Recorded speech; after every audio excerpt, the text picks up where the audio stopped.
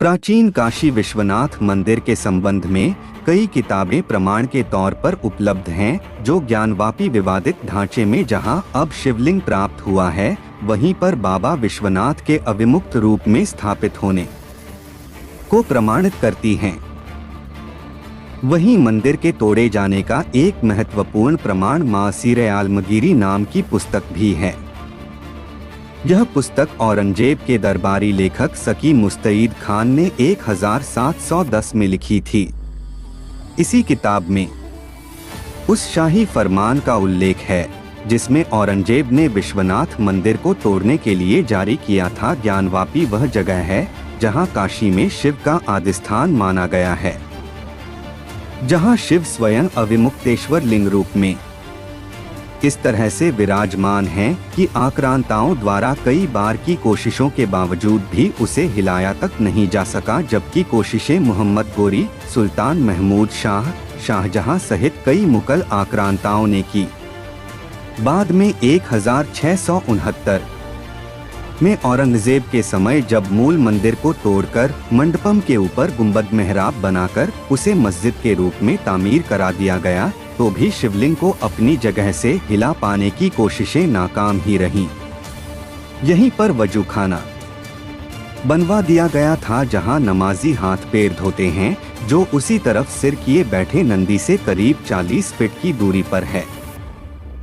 इसलिए भी इसके मुख्य मंदिर होने के प्रमाण सामने आए हैं। शिवलिंग को क्षति न पहुंचाए जाने का जिक्र प्रायः मुगलकालीन सभी इतिहासकारों ने करते हुए लिखा है कि काशी के प्रधान शिवालय का ध्वंस करने के बाद जब शिवलिंग को अपने साथ ले जाने की कोशिश हुई तो तमाम कोशिशों के बाद भी शिवलिंग अपने मूल स्थान से हिला भी नहीं। अंततः शिवलिंग छोड़ दिया गया और अंत में सारा खजाना लूटकर चले गए।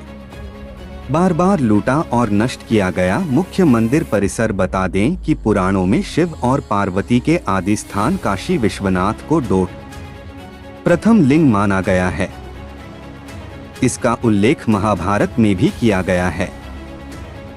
वहीं औरंगजेब से पहले जाएं तो 11वीं सदी तक यह मंदिर अपने मूल रूप में बना रहा। सबसे पहले इस मंदिर के टूटने का उल्लेख 1034 में मिलता है। इसके बाद 1194 में मोहम्मद गोरी ने इसे लूटने के बाद तोड़ा। काशी वासियों ने इसे उस समय अपने हिसाब से बनाया, लेकिन वर्ष 1447 में एक बार फिर इसे जौनपुर के सुल्तान महमूद शाह ने तुड़वा दिया।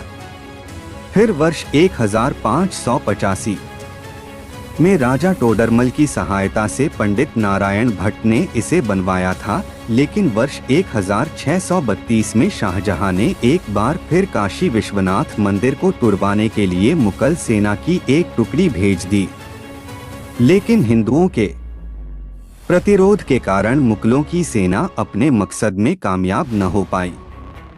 हालांकि इस संघर्ष में काशी के 63 जीवंत मंदिर नष्ट हो गए। इसके बाद सबसे बड़ा विध्वंस औरंगजेब ने करवाया, जो काशी के माथे पर सबसे बड़े कलंक के रूप में आज भी विद्यमान है। साकी मुस्तैद खां की किताब मासिर आलमगीरी के मुताबिक 16 ज़िलक़दा हिजरी 1079 यानी 18 अप्रैल 1669 को एक फरमान जारी कर औरंगजेब ने मंदिर तोड़ने का आदेश दिया था। साथ ही यहाँ के ब्राह्मणों, पुरोहितों, विद्वानों को मुसलमान बनाने का आदेश भी पारित किया गया था। मंदिर से औरंगजेब के गुस्से की एक वजह यह थी, यह परिसर संस्कृत शिक्षा बड़ा केंद्र था और दारा शिकोह यहाँ संस्कृत पढ़ता था। और इस बार विश्वनाथ मंदिर की महज एक दीवार को छोड़कर, जो आज भी मौजूद है और बिना किसी सर्वे के भी साफ दिखाई देती है, समूचा मंदिर संकुल ध्वस्त कर दिया गया। मुगल इतिहासकारों के अनुसार ही 15 रबीउल आखिर यानी 2 सितंबर 1669 को बादशाह औरंगजेब को खबर दी गई कि मंदिर न सिर्फ गिरा दिया है, बल्कि उसकी जगह मस्जिद की तामीर भी करा दी गई है। इसे औरंगजेब के अंजुमन अंजुमन इंतजामिया जामा मस्जिद नाम दिया गया था, लेकिन बाद में ज्ञानवापी कूप के कारण इसका नाम भी ज्ञानवापी मस्जिद ही रहा। वहीं मंदिर के खंडहरों पर ही बना वह मस्जिद बाहर से ही स्पष्ट दिखता है, जिसके लिए न किसी पुरातात्विक सर्वे की जरूरत है, किसी खुदाई की। लेकिन अभी सर्वे के बाद मिले शिवलिंग और दूसरे प्रमाणों की वजह से हिंदुओं की स्थिति और भी मजबूत हुई है। शिवलिंग को तहस-नहस करने की कोशिश मुगलों द्वारा कई बार के हमलों में मूल शिवलिंग को नष्ट करने और अपने साथ ले जाने की कई कोशिशें हुईं, लेकिन हर बार आक्रांताओं की तमाम कोशिशें क्यों नाकाम हुई? इसका एक उत्तर शिव महापुराण के 22वें अध्याय के 21वें श्लोक में मिलता है। यह इन दिनों चर्चा का विषय है। काशी विद्वत परिषद ने भी इस बात का जिक्र करते हुए बताया कि मुगल आक्रांताओं की नजर हमेशा से काशी के देवालयों पर रही और कई बार के हमलों में उन्होंने कई सदियों तक समय समय पर नुकसान भी पहुंचाया। सभी ने अपने अपने काल में काशी विश्वनाथ मंदिर पर भी आक्रमण किए, मंदिर का खजाना लूटा, लेकिन लाख कोशिश के बाद भी विश्वेश्वर शिवलिंग को अपने साथ नहीं ले जा सके। यहाँ तक कि शिवलिंग अपने स्थान से टस से मस भी नहीं हुआ। लेकिन इसके प्रमाण के तौर पर जो एक बात कही जा रही है वो पौराणिक भले हो, लेकिन उसका प्रमाण जमीन पर आज भी दिखता है। शिव महापुराण में एक श्लोक की चर्चा हो रही है, अविमुक्तं स्वयं लिंग स्थापितं परमात्मना न कदाचित्वया त्याज्यामिन्द्र क्षेत्रम ममांशकम, जिसकी व्याख्या कई विद्वानों ने करते हुए बताया है कि मूल शिवलिंग को काशी से बाहर अन्यत्र नहीं ले जा सकते, क्योंकि स्वयं महादेव शिव यहाँ अविमुक्त रूप में स्थापित हैं।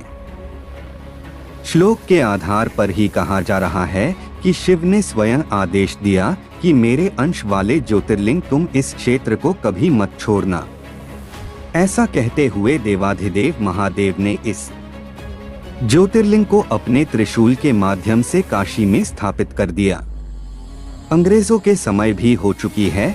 समझौते की कोशिश बाद के दूसरे प्रमाणों की बात करें तो काशी विश्वनाथ का इतिहास मुगलों के आक्रमण के बाद से कई बार बनने बिगड़ने का रहा।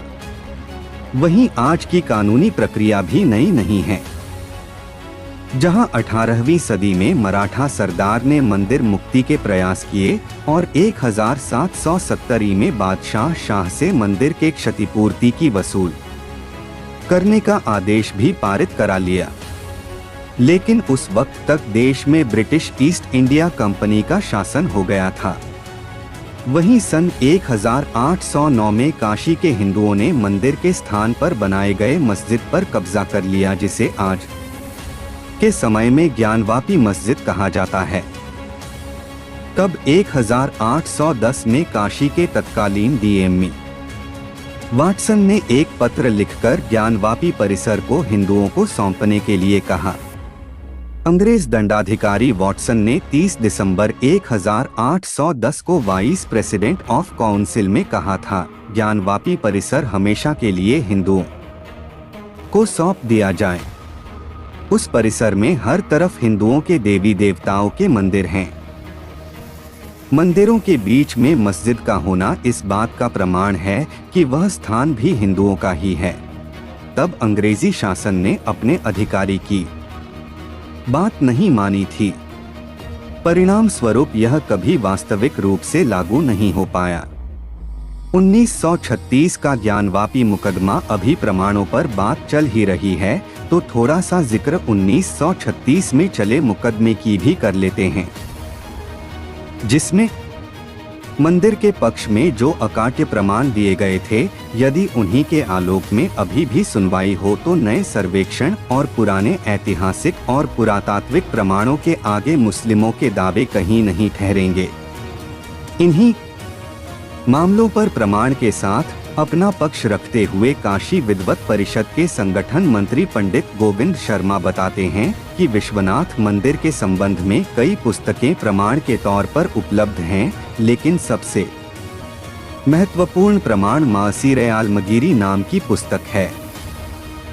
यह पुस्तक औरंगजेब के दरबारी लेखक सकी मुस्तईद खान ने 1710 में लिखी थी। इसी पुस्तक में उस फरमान का उल्लेख है जिसमें औरंगजेब ने विश्वनाथ मंदिर को तोड़ने का आदेश दिया था।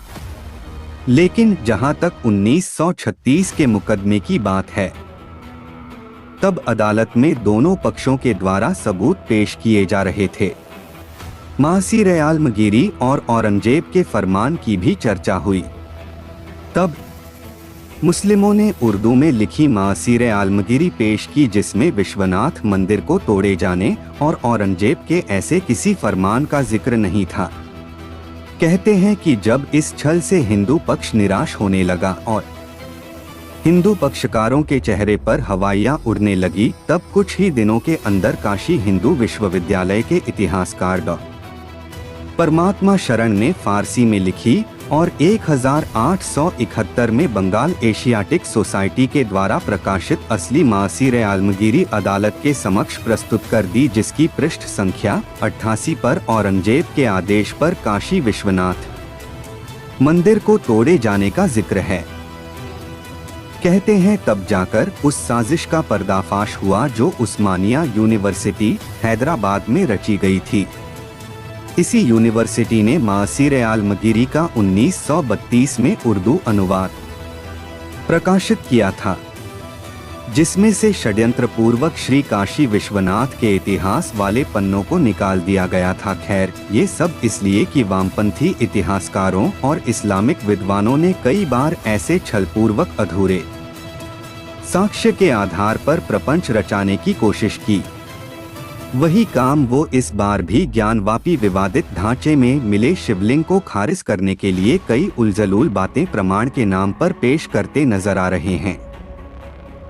ऐसे में बस इतना जान लीजिए कि सबूतों को गायब कर देना, सबूतों के साथ छेड़छाड़ करना, फर्जी सबूत बनाने का प्रयास करना, फर्जी कहानियां गढ़ना, ये सब इनकी पुरानी चालें हैं।